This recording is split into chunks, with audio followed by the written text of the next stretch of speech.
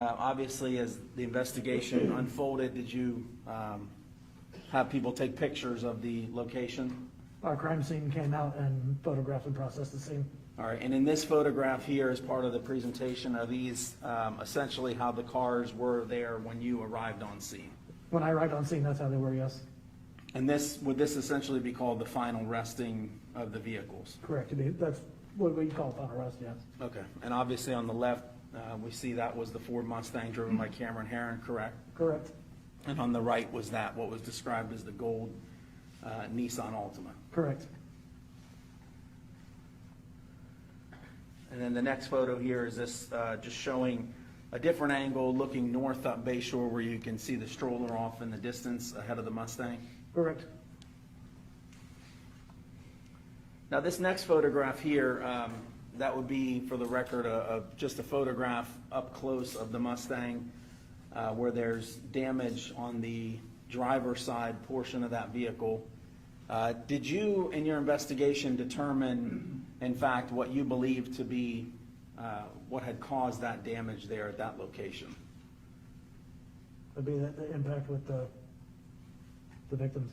Okay, and was it also impact with the stroller that was carrying Lilia, the Correct. child? Correct. And then the next slide, did you further just document a close-up just showing the damage, showing the strike? Was that picture consistent with the strike with both victims being there on the left driver's side of the vehicle? Yes. Okay. And then in the next picture, did you document that there was some damage to the vehicle there in the passenger bottom portion of the window, indicating where the victim had struck the windshield? Correct. And then in the last photograph here, is that a photograph of the stroller, just documenting the damage? Yes, that was a stroller would have been when we arrived. And was that damage, did you at some point verify that that damage was consistent with that damage there on the driver's side front portion of that Ford Mustang? You can line the stroller up with the Mustang, and you can see how it fits in there perfectly.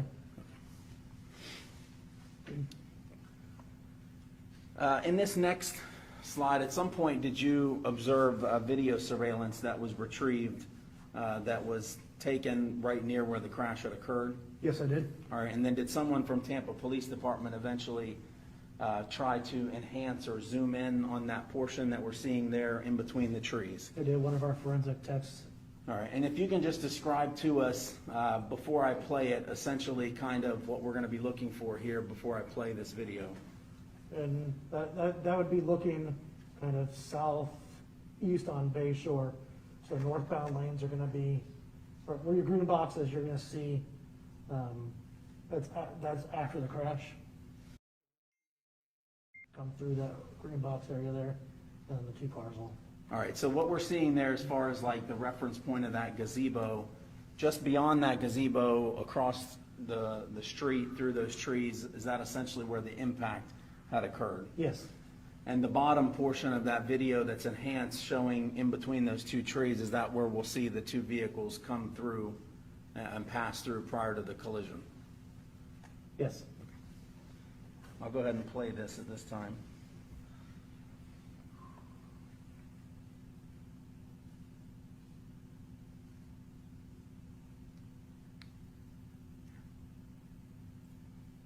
Now what we just saw it there, I'll play it again, but I just paused it there. Is that first vehicle that we see in that bottom enhanced portion, is that the Ford Mustang just prior to the collision? It is. And then, I couldn't stop it, but let me play it again, but the vehicle that we see right behind him, is that the Nissan Altima? It is. And did you determine during your investigation that those vehicles, based on this video and based on the witness statements, appeared to be very close to each other prior to the impact? They were. Okay. But was the Ford Mustang the vehicle ahead of the Nissan Altima? The Mustang was in front, yes. And in this case, there wasn't any evidence, and nor does the court believe that there was any specific intent to do harm, in this case, to the victims. But there was intent to drive at an egregious speed, 102 miles an hour, regardless of the consequences and regardless of who that ended up harming. And then the second part of that, the second component, is the harm caused. And in this case, it's just impossible to have greater harm than the harm that occurred in this case, which was the loss of a mother, loss of a baby, and really the loss of a family as it existed when this occurred.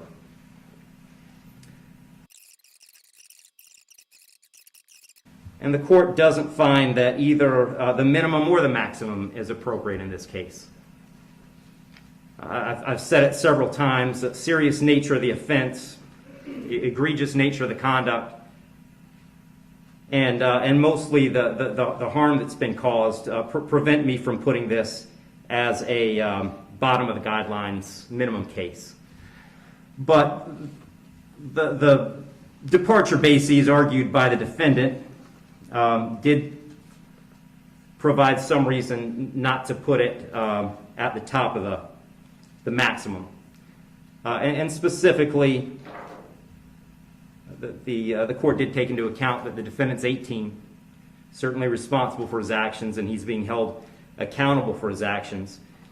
But the age of 18, the court finds, is a mitigating factor and shouldn't put this at a maximum. Also, the complete lack of prior criminal history is something that the court considered as preventing this from being at the top. So having said all that, the court is going really toward the middle between the minimum under the guidelines and the maximum punishment permitted under Florida state law.